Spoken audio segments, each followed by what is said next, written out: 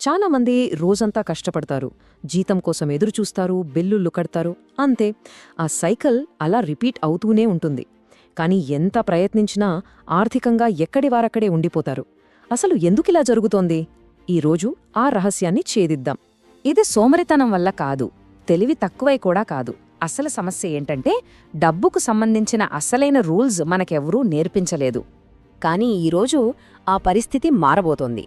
మనలో 95% మందిని వెనక్కి లాగుతున్న ఆ 5 కనపడని ఉచ్చుల గురించి తెలుసుకుందాం. ఇంకా ముఖ్యంగా వాటి నుండి ఎలా బయటపడాలో కూడా చూద్దాం. సరే, మరింకెందుకు ఆలస్యం?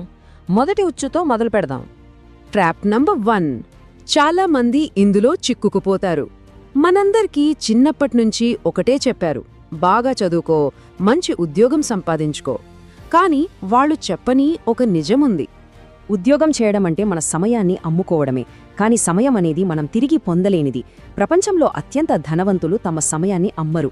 బదులుగా వాళ్ళు నిద్రపోతున్నప్పుడు కూడా డబ్బు సంపాదించి పెట్టే అసెట్స్ను క్రియేట్ చేస్తారు. కాబట్టి ఇక్కడ గుర్తుంచుకోవాల్సిన విషయం ఏంటంటే, కేవలం ఒక వర్కర్గా ఉండటం ఆపేసి ఒక ఓనర్గా మారడం మొదలుపెట్టిన ఆ క్షణం అంతా మారిపోతుంది. అదే ఈ ట్రాప్ నుండి బయటపడే మొదటి దారి. సరే, ఇక రెండవ ఉచ్చుకి వద్దాం. ఇది చాలా సైలెంట్ కిల్లర్ లాంటిది. మనకు తెలియకుండానే మన సంపదను నాశనం చేసేస్తుంది. జీతం పెరిగిన ప్రతిసారి ఖర్చులు కూడా పెరుగుతాయి. కొత్త ఫోన్, పెద్ద కారు, బెటర్ అపార్ట్మెంట్. దీన్నే లైఫ్ స్టైల్ ఇన్ఫ్లేషన్ అంటారు. ఎంత ఎక్కువ సంపాదించినా అంత ఎక్కువ ఖర్చు చేస్తారు. ఫైనల్గా బ్యాంక్ అకౌంట్ ఎప్పుడు ఒకేలా ఉంటుంది, నో చేంజ్. ఇక్కడే చాలామందికి ధనవంతులకు మధ్య ఉన్న మేజర్ డిఫరెన్స్ బయటపడుతుంది.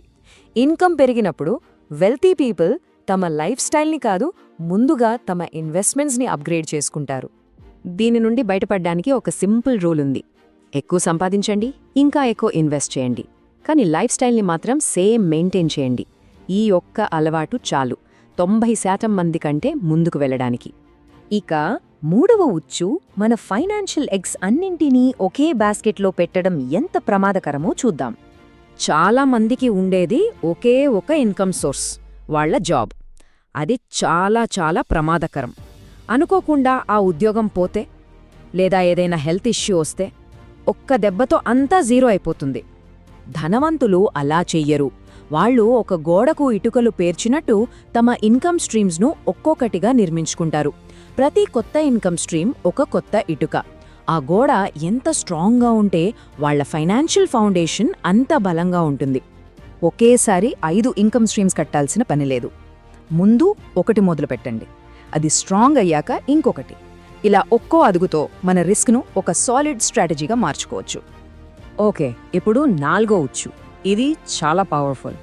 ఎందుకంటే ఇది మన బయట కాదు, మన లోపలే ఉంటుంది, మన మైండ్ సెట్లో. చాలామందికి ఈ నిజం నచ్చదు.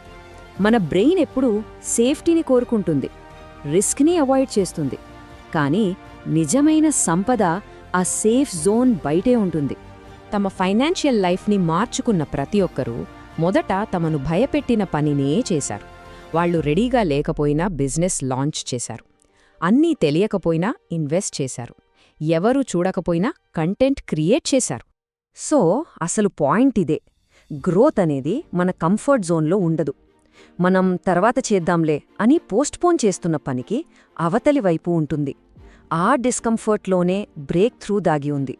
ఇక చివరి ఉచ్చు. ఇది డబ్బు గురించి కాదు, మన చుట్టూ ఉండే మనుషుల గురించి. ఈ మాట చాలామంది వినే ఉంటారు, కానీ దీని సీరియస్గా తీసుకోరు. మన ఫైనాన్సెస్ మీద దీని ప్రభావం మనం ఊహించలేనంత ఎక్కువగా ఉంటుంది. మన ఫ్రెండ్ సర్కిల్ డబ్బు గురించి ఎప్పుడు కంప్లైంట్ చేస్తూ పెద్ద కలల గురించి మాట్లాడితే నవ్వుతుంటే ఆటోమేటిక్గా అదే మన లిమిట్ అయిపోతుంది. వాళ్ళు చెడ్డవాళ్లని కాదు, మన ఎన్విరాన్మెంట్ మన రియాలిటీని డిఫైన్ చేస్తుంది.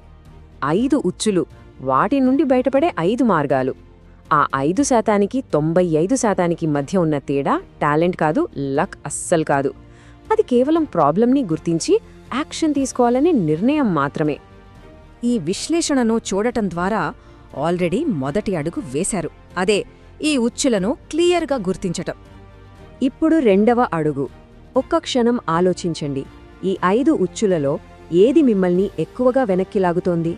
మీ జవాబుని కింద కామెంట్స్లో తెలియజేయండి. ఈ విషయం ఇంకెవరికైనా హెల్ప్ అవుతుందనుకుంటే వాళ్లతో తప్పకుండా షేర్ చేయండి.